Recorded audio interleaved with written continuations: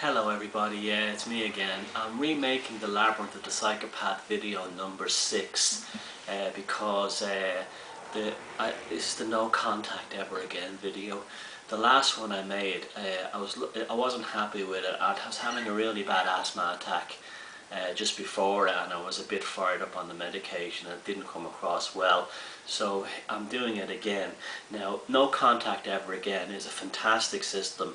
It's the only way to deal with someone when you realise they're a psychopath and they're in your life. In fact, it's the only way to deal with toxic people in general, even if they're not a psychopath. I'm even talking about people who just drain the life out of you, even if they don't mean to. But when you come into their contact, and they're always complaining, and they're always giving you the poor me sob stories, and you just feel emotionally drained. And yet when you start to talk about your problems, they suddenly don't want to talk about it.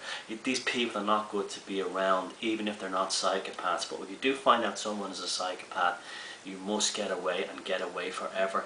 And by no contact, I mean absolutely complete and utter no contact. Change your phone numbers if you have to. Don't in any way look up their faces or images or anything about them on Facebook or Twitter or any other group, because no good will come of that.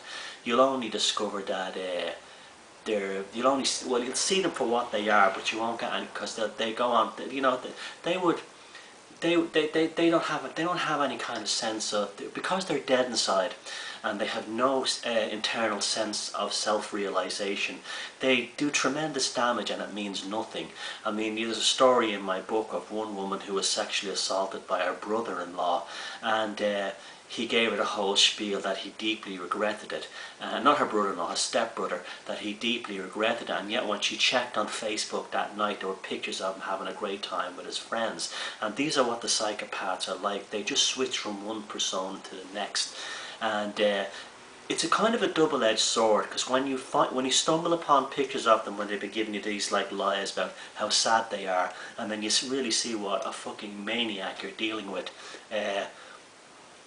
it's kind of good, because that kind of wakes you up to what that individual is. But it also shocks you as well, because it's very difficult to come to terms with that lack of humanity and that inability to just be straight up with you, and the deception. Because you know, the reason why you haven't been told this is because they're always keeping their past victims as a form of insurance. And this is the main, in case the new target that screws up somehow, or they do a background check with the police and find out how this lunatic really is. And it's the same with a job psychopath.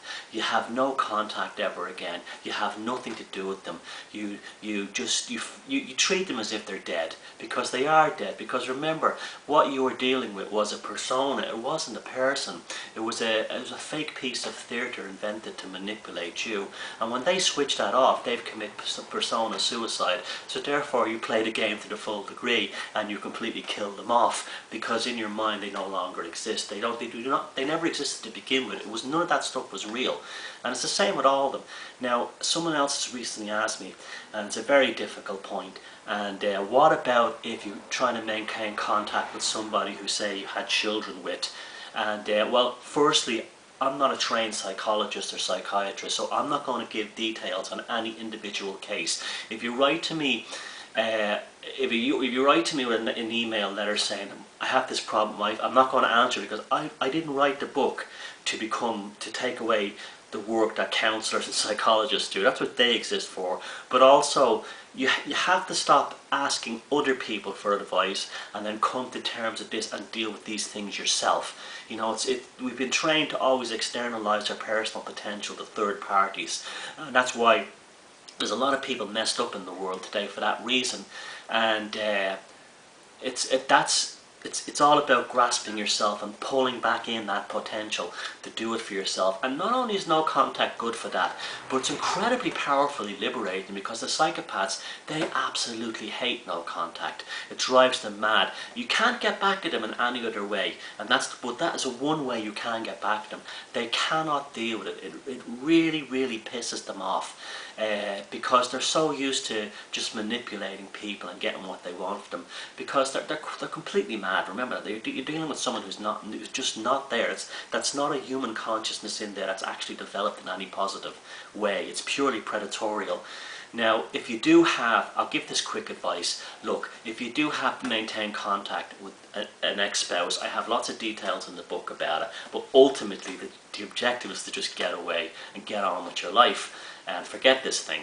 But I know we have responsibilities to children, and we have like all kinds of laws that in all the countries where we have to like share custody and so on. My attitude would be to always have a witness around. Tell them that if they start any shenanigans, you will videotape them with your mobile phone camera, and if you're dealing through illegal methods and so on, make sure that your lawyer or your solicitor or whoever the mediator is knows about the situation, knows what psychopaths are and how they function and what they really are. And but don't get all hysterical about it, going, oh, he's a psychopath or anything like that. That won't do you any favours. You have to be very calm and very collective and get through this thing. So no contact ever again. It's a fantastic system. It's tremendously empowering. It's a beautiful thing. It just serves you so well, and the beast is gone. That thing is dead. It's gone. It's finished. So there's no reason to ever contact it ever again. Let it just flutter off into its own self-destruction and eventual self-annihilation, because they all have that self-destruct button under their foot, and their bullshit catches up with them eventually, and they always pick on that one person that they thought was the biggest moron of all, but that is usually the one who tumbles their house of cards. So no contact ever again, and take care of yourself.